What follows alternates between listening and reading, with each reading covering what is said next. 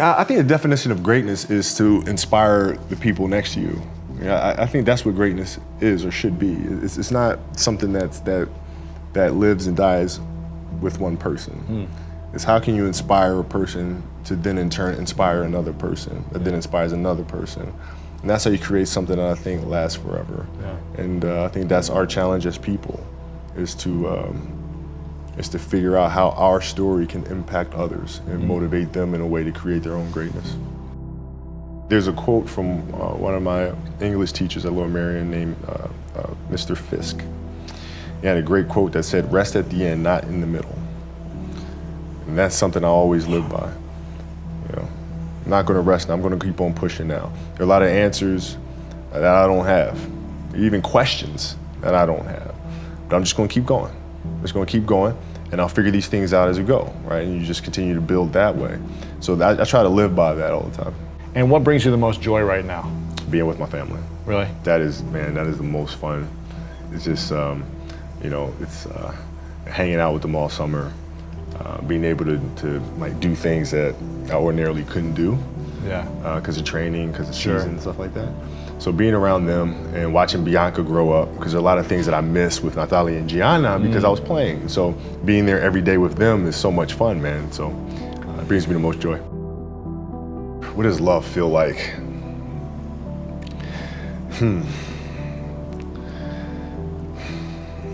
Happiness is such a, I think I would describe love as happiness. I think I'd describe it as a beautiful journey. It has its ups and downs, right? Whether it's in marriage or whether it's in the career, things are never perfect. Yeah. But through love, you continue to persevere and you move through them. You move through them. And then through that storm, beautiful sun emerges. Yeah. Right? And inevitably another storm comes. And guess what? You ride that one out too. Yeah. So I think love is a certain determination and persistence to go through the good times and the bad times with the someone or something that you truly love. My parents were great. Growing up, they instilled in me the importance of imagination, of curiosity, and understanding that, okay, if you want to accomplish something, I'm not just going to sit here and say, yes, you can do whatever you want. Yes, you can, but you have to also put in the work to get there, right? So they taught me that at a really early age, man. And when you grow up as a kid thinking that the world is your oyster, and all things are possible if you put in the work to do it, you grow up having that fundamental belief. My mom was there on a daily basis.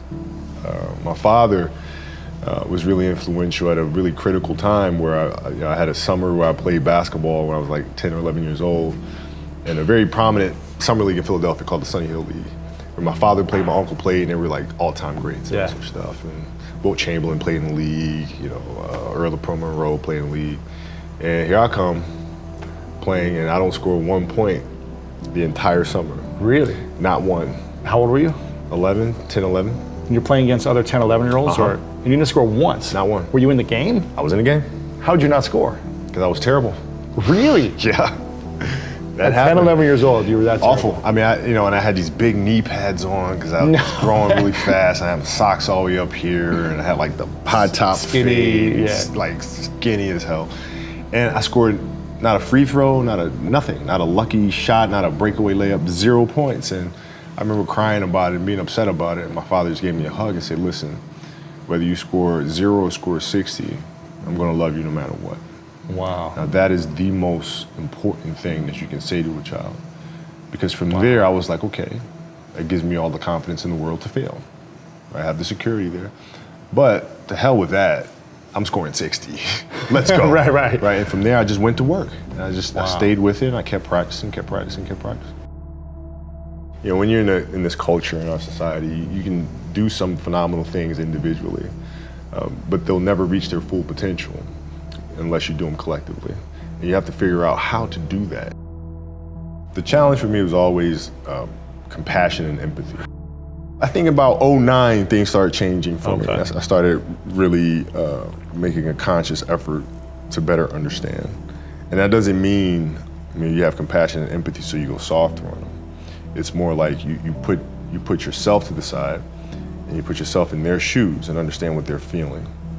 And then you have to make certain decisions of, okay, what buttons do I need to push for this player to get them to the next level? So it's not sit around and it's all happy-go-lucky type of thing. Your leader, your job is to get the best out of them, even if they may not like it at that time.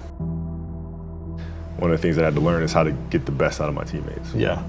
And most people think it's a simple thing, pass them the ball. But that's not how you make guys better. You have to really affect their behavior. How do you do that? So, I would tell guys, we got back-to-backs. I don't care if we're in Miami, I don't care if we're in a great city of Chicago, we can't go out, we gotta get rest. Right? Back-to-back games. Back-to-back games, right? Monday, Tuesday. You play Monday and you play again Tuesday. Guys aren't gonna listen, right? Right. So a few times I say, all right, we'll all go out. We'll go out together.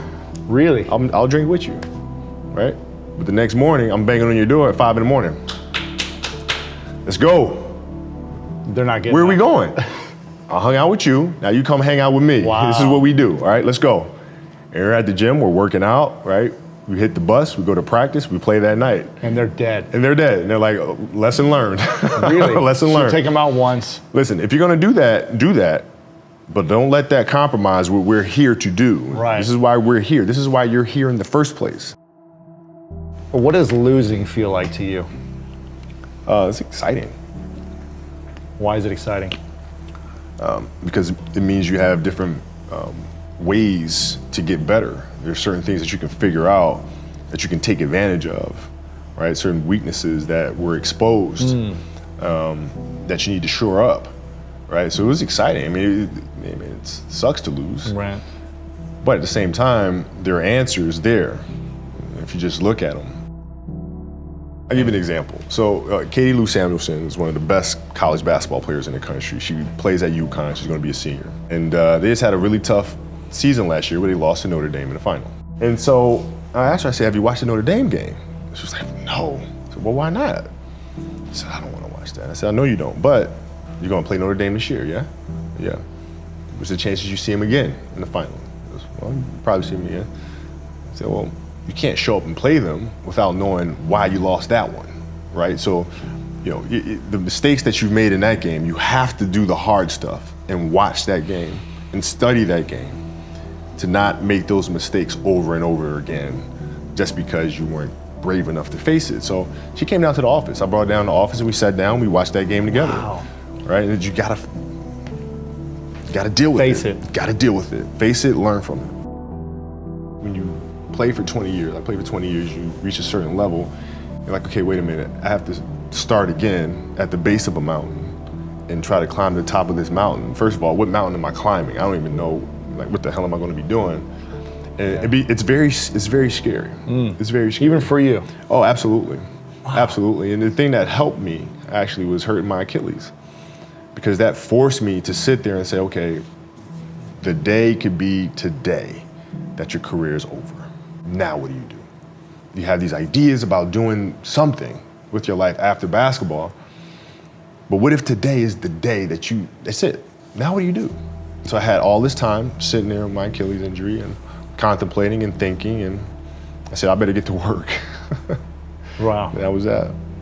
The mentality book is really about process and craft. I've broken the book up into 2 sections. And process is really about the process of preparing, through injury, recovery, studying of the game. And then the craft is the actual performance and the tactics. And so a lot of things that I learned through the game were through photos. You can look at a photo Wow. and see like a player making a move, and look at the angle of his feet, look how he's using his hands on defense, and I can really break down things to the smallest detail through that. And that's what you'll see in this book. I mean, it's really a basketball Bible. You'll see how I break things down, like how I'm looking at things to the smallest of detail. Yeah. And that's the best way to understand how to have that kind of mentality, is to ask questions, then find answers. And then that lead to more questions, and you find more answers, and that's what the book is. So how can we teach our children what it means to work hard? Well, you do it through training, right? So when I get up in the morning, my daughter goes with me. 4 a.m.? 4 a.m., my 15-year-old goes with me. She goes with me before school, and it becomes a daddy-daughter thing. That's cool. She just got her permit, right? So she drives in the morning. It becomes a cool thing, right? But through that process, she understands the value of hard work and things taking time. And the same thing with my 12-year-old, right? right? She practices every day, right? And so it's through those behaviors is where I find the motivation to do it.